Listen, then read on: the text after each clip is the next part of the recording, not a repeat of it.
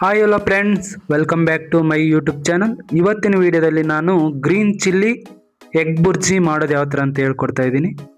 ತುಂಬ ಟೇಸ್ಟಿಯಾಗಿರುತ್ತೆ ಮತ್ತು ತುಂಬ ಸ್ಪೈಸಿ ಆಗಿರುತ್ತೆ. ಸೊ ಇದನ್ನು ನಾನು ಮಾಡೋಕ್ಕೋಸ್ಕರ ಮಿಕ್ಸರಲ್ಲಿ ಒಂದು 10 ಮೆಣಸಿನ್ಕಾಯಿ ಹಾಕ್ಕೊತಿದ್ದೀನಿ, 1 ಗಡ್ಡೆಯಷ್ಟು ಬೆಳ್ಳುಳ್ಳಿ ಹೊಡೆದಾಕೊಂಡಿದ್ದೀನಿ, ಒಂದು ಸ್ವಲ್ಪ ಶುಂಠಿ ಮತ್ತು ಒಂದು ಅರ್ಧ ಕಟ್ಟಷ್ಟು ಕೊತ್ತಂಬರಿನ ಆ್ಯಡ್ ಮಾಡ್ಕೊತಾ ಇದ್ದೀನಿ, ಒಂದು 5ರಿಂದ 6 ಕಾಳು ಮೆಣಸನ್ನ ಆ್ಯಡ್ ಮಾಡ್ಕೊತಾ ಇದ್ದೀನಿ. ಈಗ ಇದನ್ನು ಚೆನ್ನಾಗಿ ಗ್ರೈಂಡ್ ಮಾಡ್ಕೋಬೇಕು. ನೋಡಿ, ಗ್ರೈಂಡ್ ಮಾಡ್ಕೊಂಡಾಗಿದೆ. ಇವಾಗ ಇದು ಚೆನ್ನಾಗಿ ಗ್ರೈಂಡ್ ಆಗಿದೆ. ಸೊ ಇದನ್ನು ಸೈಡ್ಗೆ ಇಟ್ಟು ಇವಾಗ ಒಂದು ನಾನು ತವಾ ತೊಗೊಂಡಿದ್ದೀನಿ, ಇದು ನಾನ್ ಸ್ಟಿಕ್ ತವಾ. ಅದಕ್ಕೆ ಸ್ವಲ್ಪ ಆಯಿಲ್ ಆ್ಯಡ್ ಮಾಡಿಕೊಂಡು ಎಣ್ಣೆ ಬಿಸಿ ಆದ ನಂತರ ಸ್ವಲ್ಪ ಜೀರಿಗೆ ಮತ್ತು ಸ್ವಲ್ಪ ಸಾಸಿವೆ ಆ್ಯಡ್ ಮಾಡ್ಕೋಬೇಕು. ಮತ್ತು ನಾನಿಲ್ಲಿ 2 ಮೀಡಿಯಮ್ ಸೈಜ್ ಆನಿಯನ್ನ ಕಟ್ ಮಾಡಿ ಇಟ್ಕೊಂಡಿದ್ದೀನಿ. ಈಗ ಇದನ್ನು ಚೆನ್ನಾಗಿ ಫ್ರೈ ಮಾಡ್ಕೋಬೇಕು. ನೀವು ಇದನ್ನು ಲೋ ಫ್ಲೇಮಲ್ಲಿ ಇಟ್ಕೊಂಡು ಫ್ರೈ ಮಾಡ್ಕೊಳ್ಳೋದ್ರಿಂದ ತುಂಬ ಒಳ್ಳೆಯದು, ಯಾಕಂದರೆ ಕೆಳಗಡೆ ಸುಡೋದಿಲ್ಲ. ಮತ್ತು ಇದಕ್ಕೆ ಸ್ವಲ್ಪ ಕರಿಬೇವು ಆ್ಯಡ್ ಮಾಡ್ಕೊತಾ ಇದ್ದೀನಿ ನಾನು.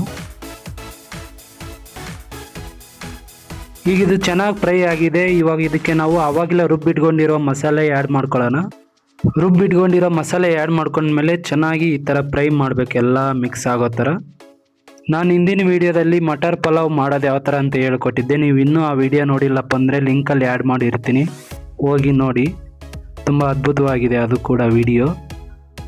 ಸೊ ಇದು ಈ ಥರ ಇವಾಗ ಚೆನ್ನಾಗಿ ಫ್ರೈ ಆಗಿದೆ. ಇದಕ್ಕೆ ಇವಾಗ ನಾವು ಮೊಟ್ಟೆ ಆ್ಯಡ್ ಮಾಡ್ಕೊತಾ ಇದ್ದೀನಿ. ನಾನು 5 ಮೊಟ್ಟೆನ ಆ್ಯಡ್ ಮಾಡ್ಕೊಂಡಿದ್ದೀನಿ. ಆ್ಯಡ್ ಮಾಡ್ಕೊಂಡ ನಂತರ ಇದನ್ನು ಚೆನ್ನಾಗಿ ಮಿಕ್ಸ್ ಮಾಡಿಕೊಂಡು ಫ್ರೈ ಆಗೋವರೆಗೂ ನೋಡಬೇಕು. ಇವಾಗ ಇದು ಚೆನ್ನಾಗಿ ಫ್ರೈ ಆಗಿದೆ. ಸೊ ಇದಕ್ಕೆ ಇವಾಗ ನಾವು ಸ್ವಲ್ಪ ಮಸಾಲೆ ಆ್ಯಡ್ ಮಾಡೋಣ. ನಾನು ಇದಕ್ಕೆ ಸ್ವಲ್ಪ ಟರ್ಮರಿಕ್ ಪೌಡ್ರ್ ಅಂದರೆ ಅರಿಶಿನ ಪೌಡ್ರ್ ಆ್ಯಡ್ ಮಾಡ್ತಾಯಿದ್ದೀನಿ, ಸ್ವಲ್ಪ ಗರಂ ಮಸಾಲೆ ಮತ್ತು ಸ್ವಲ್ಪ ರೆಡ್ ಚಿಲ್ಲಿ ಪೌಡ್ರ್ ಆ್ಯಡ್ ಮಾಡ್ತಾಯಿದ್ದೀನಿ, ಮತ್ತು ಸ್ವಲ್ಪ ರುಚಿಗೆ ತಕ್ಕಷ್ಟು ಉಪ್ಪು ಆ್ಯಡ್ ಮಾಡ್ಕೋಬೇಕು.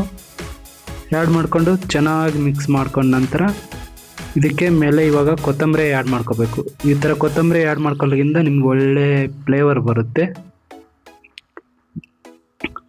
ಸೊ ಇವಾಗ ನಮ್ಮದು ಎಗ್ ಬುರ್ಜಿ ರೆಡಿಯಾಗಿದೆ. ಇಷ್ಟೇ ಸಿಂಪಲ್, ತುಂಬ ಟೇಸ್ಟಿಯಾಗಿರುತ್ತೆ. ನೀವು ಇದನ್ನು ಚಪಾತಿ ಮತ್ತು ಪರೋಟ, ರೊಟ್ಟಿ, ರೈಸ್ ಜೋಡಿ ತಿನ್ಬೋದು. ತುಂಬ ಟೇಸ್ಟಿಯಾಗಿರುತ್ತೆ. ನೀವು ಈ ಥರ ಒಂದು ಸರಿ ಟ್ರೈ ಮಾಡಿ ನೋಡಿ. ಇವಾಗ ನಾನು ಇದನ್ನು ಜೋಳದ ರೊಟ್ಟಿ ಜೋಡಿ ಸರ್ವ್ ಮಾಡಿ ಯಾವ ಥರ ಇದೆ ಅಂತ ಹೇಳ್ತೀನಿ. ನೋಡಿದ್ರಲ್ಲ ಫ್ರೆಂಡ್ಸ್, ಇಷ್ಟೇ, ತುಂಬ ಅದ್ಭುತವಾಗಿರುತ್ತೆ. ಈ ಥರ ಮಾಡ್ಕೊಂಡು ನೋಡಿ, ಒಂದು 10 ನಿಮಿಷದಲ್ಲಿ ರೆಡಿ ಆಗಿಬಿಡುತ್ತೆ. ನಿಮಗೆ ಈ ವಿಡಿಯೋ ಇಷ್ಟ ಆದರೆ ಲೈಕ್ ಮತ್ತು ಶೇರ್, ಸಬ್ಸ್ಕ್ರೈಬ್ ಮಾಡಿ. ಇನ್ನೂ ಹೆಚ್ಚಿನ ವೀಡಿಯೋಗೋಸ್ಕರ ಕಮೆಂಟ್ ಮಾಡಿ ನಿಮಗೆ ಯಾವ ಥರ ಕುಕ್ಕಿಂಗ್ ಬೇಕಂತ. ಸೊ ಫೈನಲಿ ತುಂಬ ಚೆನ್ನಾಗಿ ಬಂದಿದೆ, ಅದ್ಭುತವಾಗಿ ಬಂದಿದೆ. ತುಂಬ ಟೇಸ್ಟಿಯಾಗಿ ಕೂಡ ಇದೆ, ಸ್ಪೈಸಿಯಾಗಿ ಕೂಡ ಇದೆ. ನಿಮಗೆ ಇಷ್ಟ ಆದರೆ ಲೈಕ್ ಮಾಡಿ ಮತ್ತು ಸಬ್ಸ್ಕ್ರೈಬ್ ಮಾಡಿ.